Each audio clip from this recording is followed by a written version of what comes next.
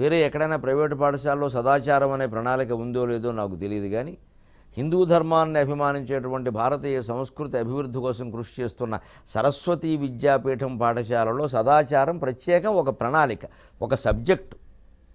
ఈ తెలుగు, ఇంగ్లీషు, లెక్కలు, ఈ సైన్సు, ఇవన్నీ ఎంతో, సదాచారం కూడా ఒక సబ్జెక్టు.